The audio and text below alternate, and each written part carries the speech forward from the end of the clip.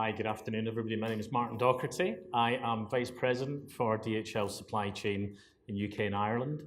There is a little advert on DHL. You probably think of parcels, but I think I'm going to dispel that rumour for you. Just to give you, I've been really intrigued today by some of the discussions. My background is automotive supply chain. I've been with DHL 11 years, and just to kind of give you some idea about our relationship with the OEMs. We trade globally with every OEM in the world. They rank in the top 10 of our global top 100 customers. And I think it's really important just to understand and maybe orientate you to some of the challenges those OEMs are facing around the upstream supply chain, both from a manufacturing point of view and also from a finished vehicle point of view and aftermarket. And do bear in mind that up to 50%, not in all cases, but up to 50% of the profit of an OEM is coming from aftermarket supply chain. So as the dynamics of the manufacturer, as the consumer dynamics are changing, that is having a significant impact on that marketplace, both today and as we go forward. So that's me. Sorry about the photograph, but they do say the camera never lies, and I don't think that one does. So as I say, before taking over all of business development supply chain in the UK, previous to that, I was in the automotive sector of DHL. So first thing I'm going to do today with you is some of the older members of the audience here. Who knows what that is? It's nice to know I'm in an esteemed company.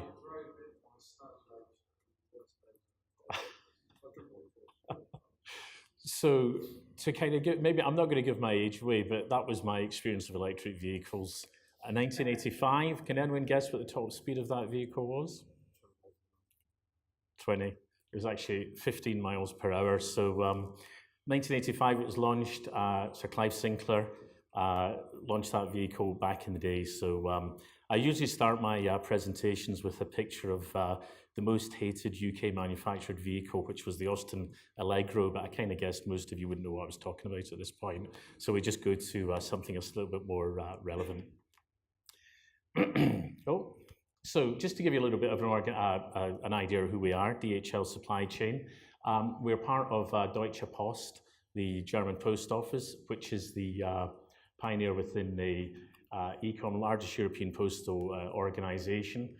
International Express, we are the 6th largest airline in the world, and we're #1 in contract logistics. And again, as we go through this presentation, I'll hopefully give you a little bit of orientation with what we do. If you're going on a flight, for example, out of Gatwick Airport on EasyJet between last weekend and for the next 5 years, the person taking your baggage from you, the person who is checking you in, the person actually doing the load manifest, and also pushing the plane back is a DHL employee. So that gives you an idea about some of the footprint we actually have. But just before we go on to talk about the challenges within the automotive supply chain, I'm just going to give you a little video of the length and breadth of our organisation. Customers are the centre of our world. When it comes to meeting their supply chain needs and helping solve their business problems, we do more. We do more for the UK's emergency services. When one police force needed to standardise the sourcing and delivery of uniforms, we responded with an end-to-end supply solution. We do more for airlines. Our customer wanted to deliver a better food experience for their passengers. So now we design, source and prepare over 3 million meals. That was just for starters. We also developed a vehicle that increased food loading capacity by 70%. Talking of efficiency, we've helped one customer in the auto industry to sequence over 680,000 parts, which means they can build a car every 90 seconds. We also do more for our pharmaceutical customers who needed a temperature-controlled service that was fast, traceable and secure. We now move over 2 million doses of clinical trials medication around the world. Every year we do more to help customers meet their biggest logistics challenges and keep their businesses running smoothly. We fulfill 100 million items for online orders, deliver to 80% of Oxford Street stores, storing 6.5 million hanging garments at any one time, and pack over 1 million Easter eggs. We distribute approximately 7 million tyres to dealers and retailers and deliver 7.7 billion litres of fuel every year. We make over 600,000 journeys to transport patients safely to and from healthcare appointments. And repair and recycle more than 86,000 boilers with our asbestos-trained engineers. And did you know that 1 in every 3 pints of beer consumed in UK pubs is delivered by DHL? Cheers! As you can see, the DHL world revolves around our customers, our employees, and their communities. Connecting people and improving lives is what we do. So, as we look forwards, we're listening to our customers and working with new technologies to build the supply chain of the future.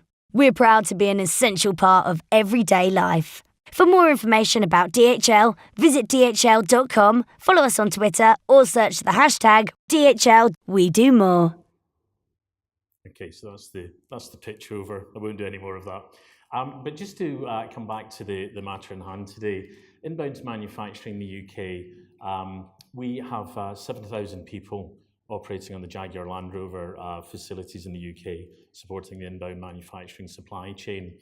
And to give you some idea about some of the challenges around that, when we had the credit crunch in 2008, one of the key challenges for UK manufacturers in automotive was how actually to make those facilities, not just JLR, but most of the UK manufacturers, under tremendous pressure to maintain the competitiveness of those manufacturing facilities. And one of the key things that happens now is the multiple models going down the same production line. So just in sequence, just in time deliveries becomes a key element within that activity. The other thing that we're going to talk about a wee bit later on is also the dynamics of the consumer and actually how quickly the customer is looking for new model launches and facelifts. If I talk to my kids who are 17 years old and 20, and they're basically looking at their mobile phones and saying that model in 12, 18 months is out of date and I want a new one. So what we're working with a lot of the auto manufacturers is taking the experience we have in our technology industries and actually saying to them, this is how you can have an agile and a dynamic supply chain. And as I say, those key themes are only going to accelerate with some of the technologies that we've all seen earlier on today. Finished vehicles, you may be surprised to know that Ford of Europe, we run the European supply chain for Fords, not through deploying any of our own DHL assets, but actually using a lead logistics model. And then we move into aftermarket, where we have a significant footprint supporting customers. And to give you an idea about some of the changes that's happened in that marketplace, traditionally you take your car into a dealership, the parts will be delivered through the night from a national distribution centre, and then you go and get your car and collect it. And if there's parts missing or things can't be fixed, you'd have to book the car back in. We pioneered what we call micro warehouses, so city centre locations of the fastest moving parts, where you can actually have 3 deliveries within 2-hour time windows throughout the day on a same day basis.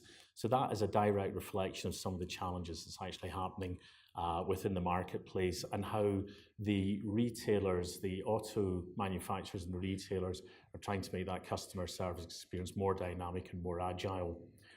Key thing as well around automotive is that the average life that the OEM will have that vehicle under their control in a franchise dealership is dropping down to less than 3 years now. And the challenge is, how do they maintain those parts going into that vehicle after that car is no longer with the original owner? A couple of things coming around the DHL Innovation Challenge. What we have pioneered is collaborative shared user models to drive cost out of supply chain, make supply chains more agile. We have the Sharing Economy Challenge, which is an annual competition where we invite the market to actually come up with innovative ideas that they see can actually improve and create lean supply chain models, and we actually sponsor that activity. Robotics Challenge with one of our key clients, one of our food packing clients over in East Anglia. One of the challenges we have there is the introduction of robotics, and really what we're looking to do is how do we take robotics in the supply chain to the next level. So the manufacturing base is changing, and if you look at alternative powertrains, if you look at combustion engines, diesel engines, if you look at the new alternatives coming out there, we look at the drivetrain technology. Well, actually, a diesel in an electric vehicle, there's actually more drivetrain technology that's coming in. So the dynamics are changing very, very rapidly. Customer personalization. I'm old enough to remember when you go and buy a Ford Escort or a Sierra, you would have a GL, a GLX, or a Ghia model. guess what? The wiring system is behind the dashboard. We're all sitting there, and all you had to do was just plug those in. In a typical Range Rover model now, there's 7 wiring looms within that vehicle, all highly customized. And the main cabin system weighs up to 50 kilos. So it gives you an idea about the level of sophistication and the technology that the customers are demanding more and more. The challenge as well is what we are also seeing as a contrast of that when we talk about one of the key subjects today that we've been discussing around the sharing economy and actually using, not buying a vehicle, but renting a vehicle.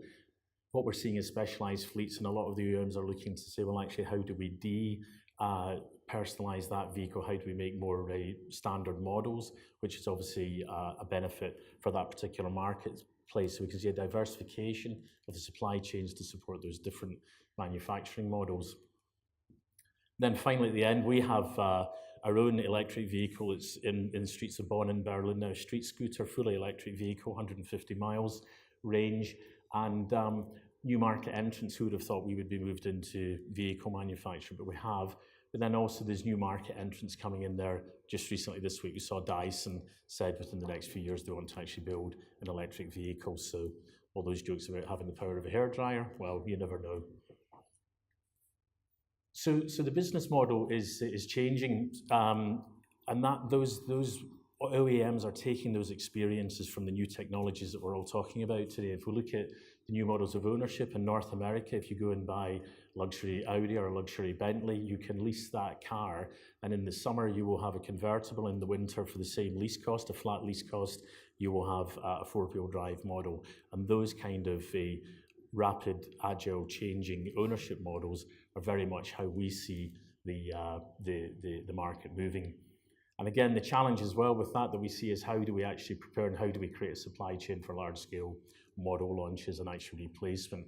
We touched on it earlier. If we look at the Boris bikes in London, how do you repatriate all of those pieces of equipment at the end of the day? And as I say, those changes in the supply chain are things we're absolutely touching on.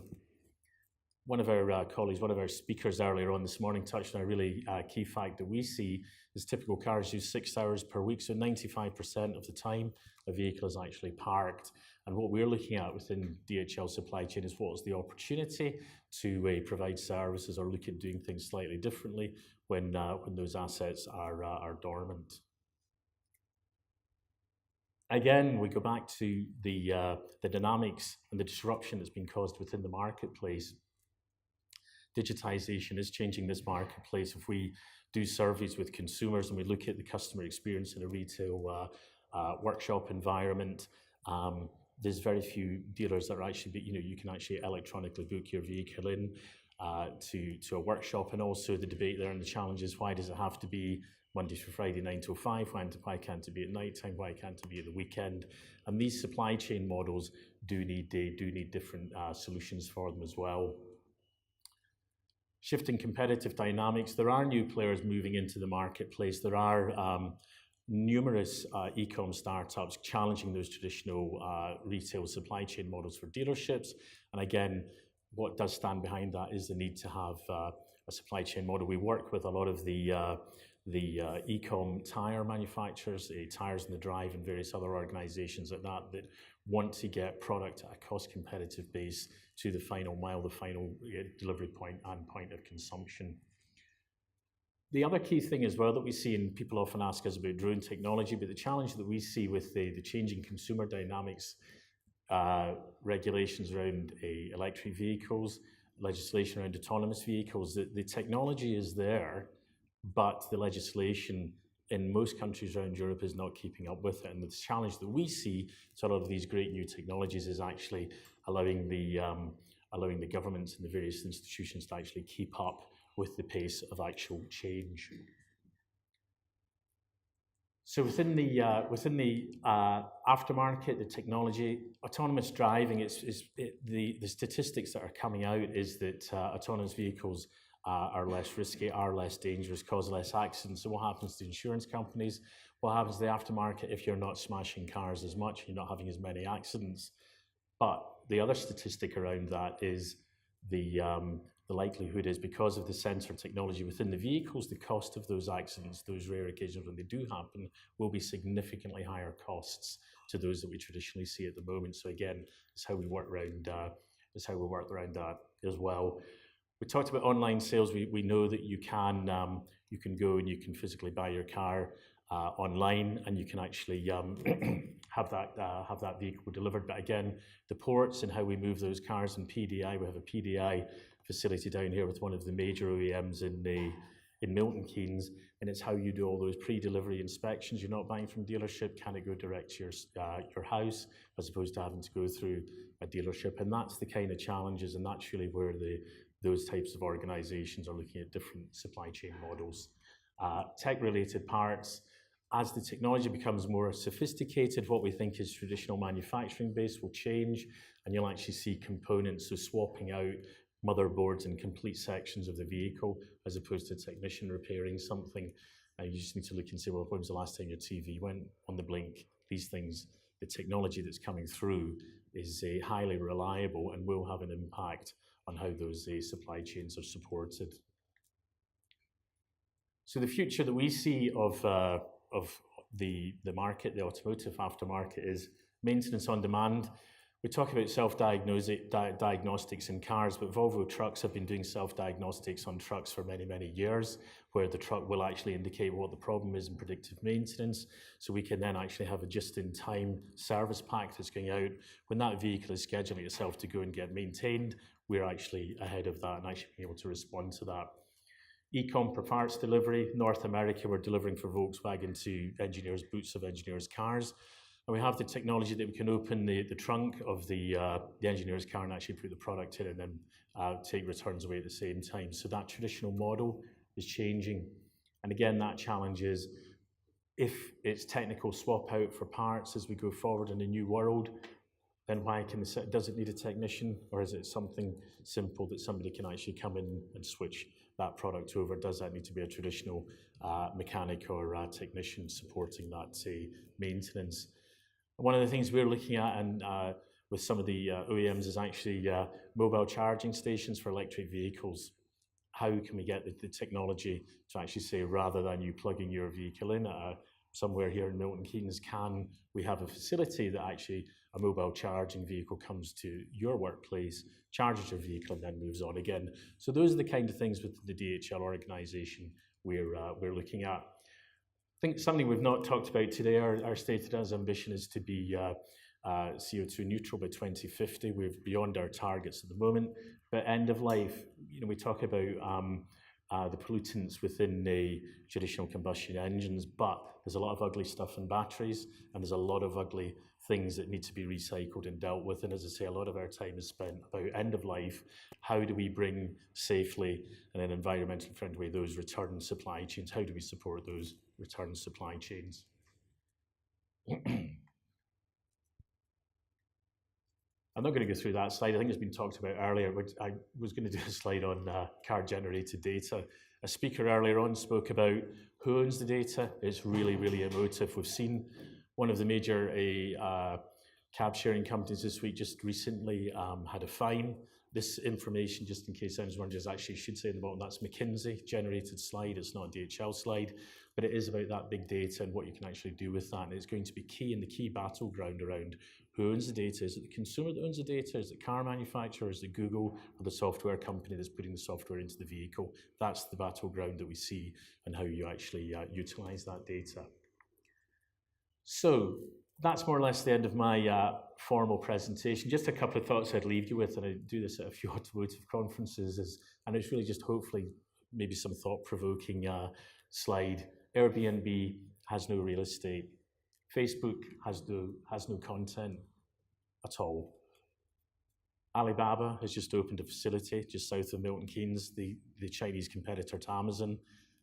It owns no inventory.